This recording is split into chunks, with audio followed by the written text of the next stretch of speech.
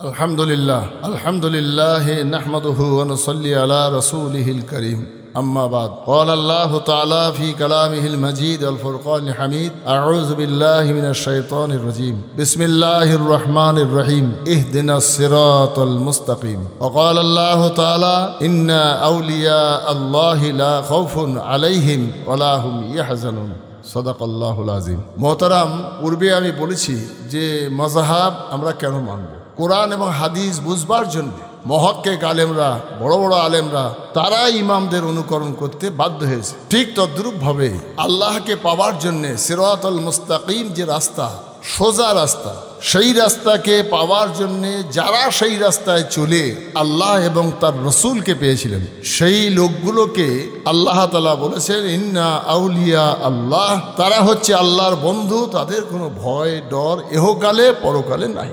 তাহলে এই মানুষগুলো আল্লাহর ওলি যাদেরকে বলি, যাদেরকে আল্লাহ আখ্যা দিয়েছেন, সেই মানুষগুলোর পথ মতকে বোঝার জন্যে তারা কোন পথে চলে, কিভাবে আল্লাহ এবং রসুলের ভালোবাসা অর্জন করেছেন, দিদারে রসুল তাদের হয়েছে, এই মানুষগুলোর মধ্যে পৃথিবীতে বহু আল্লাহর ওলি আছেন। তো তাদের মাথার উপরে তারা যে কর্ণধার, সেই লোকগুলোর মধ্যে একটা লোকের নাম আবু বকর সিদ্দিকী রহমাতুল্লাহ আলাইহি ফুরফুরার পীর। আমি প্রথমত আবু বকর সিদ্দিকী রহমাতুল্লাহ কথাটা এই জন্য বলছি যে কাদরিয়া, তরিকা, চিশতিয়া, নকশবন্দিয়া, মোজাদ্দেদিয়া, এই চারটে তরিকার সবক নিয়ে চার পীরের কাছ থেকে যিনি একজন দক্ষ পীর, সেই দক্ষ পীরের কাছে মোজাদ্দেদুজ্জামান ফুরফুরার পীর আবু বকর সিদ্দিকী বায়াত হয়েছিলেন। আর সেই দক্ষ পীরের নাম রসুলে নুমা হযরত শাহ সুফি ফতেহ আলী ওয়াইসি রহমতুল্লাহ। তাহলে কাদরিয়া, চিশতিয়া,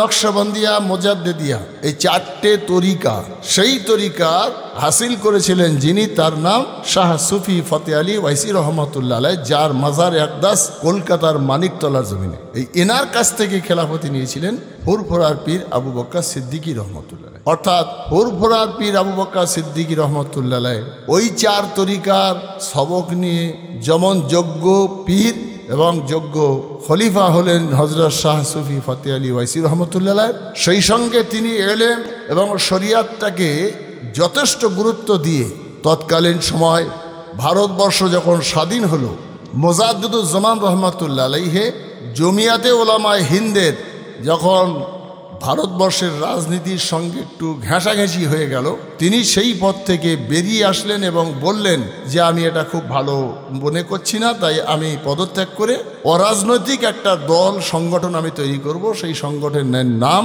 জমিয়াতে ওলামায়ে বাংলা আসাম। হুজুর সেটা করলেন এবং সম্পূর্ণ রাজনীতি মুক্ত। হুজুরের এই সংগঠনের মুখ্য যে কাজ ছিল সেটা কি? এক নম্বর হলো তাহাফুজে দিন, আর দুই নম্বরে হলো খিদমতে খালক। হুজুর চেয়েছিলেন যে জমিয়াত ওলামায়ে বাংলার মাধ্যমে ওলামায়ে দিনদেরকে নিয়ে দিনের হেফাজত করা, অর্থাৎ মসজিদে মসজিদে ইমাম সাহেবরা শরিয়াত নিয়ে কিছু মসলা মাসাইল বলবে, জিকির আজকার করাবে, সপ্তাহে একদিন, 15 দিনে একদিন। খানকা শরীফে একজন তার প্রতিনিধি হিসেবে একজন যাবেন, মাসে একদিন একটু জিকির আজগার করিয়ে কলবের রোগ থেকে মুক্ত করাবে এবং শরিয়াত তাদের বোঝাবে। তাহলে এটা ছিল তাহাফুজে দিন। ওয়াজ ও নসিহতের মাধ্যমে আমভাবে নারী পুরুষ নির্বিশেষে তাদের কাছে ধর্মের কথাটা পৌঁছে দেওয়া। তাহলে হুজুরের তাহাফুজে দিনের দুটো কাজ, একটা হলো মসজিদ খানকায় জিকির আজগার এবং মসলা মসাইল শেখানো, দিনের হেফাজত করার জন্য, আর মিলাদ মাহফিলের মাধ্যমে সারা মাঠে ময়দানে গ্রামে গ্রামে জলসা করে।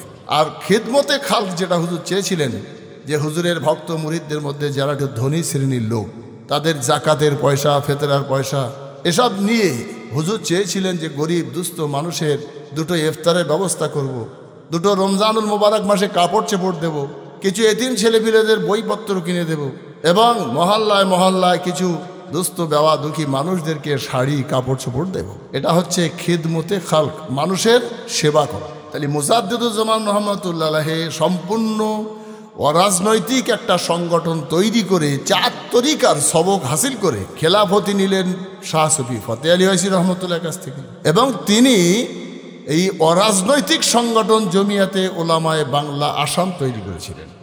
তারপরে হুজুরের ইন্তেকালের পর সংগঠনটা একটু অর্ধমিলিত হয়ে যায়।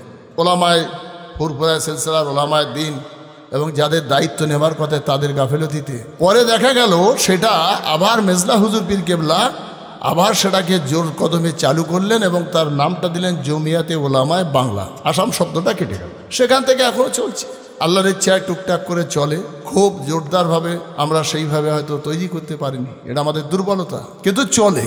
তাই দাদা হুজুর কেবলা রহমাতুল্লাহ 4 তরিকার সবক নিয়ে পীর হওয়া এবং অরাজনৈতিক সংগঠনের মাধ্যমে সারা বাংলা, আসাম, বাংলাদেশের জমিনে খেদমত করা।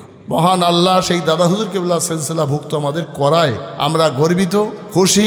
আল্লাহ যেন তার এবং তার আল্লাহদের 5 হুজুর কেবলার কবরটাকে, শাহ সুফি ফতেহ আলী রহমতুল্লাহের কবরটাকে আল্লাহ নূর দিয়ে ভরে দিক। আল্লাহুম্মা আমিন। ওয়া আখিরু দাওয়ানা আনিল হামদুলিল্লাহি রাব্বিল আলামিন।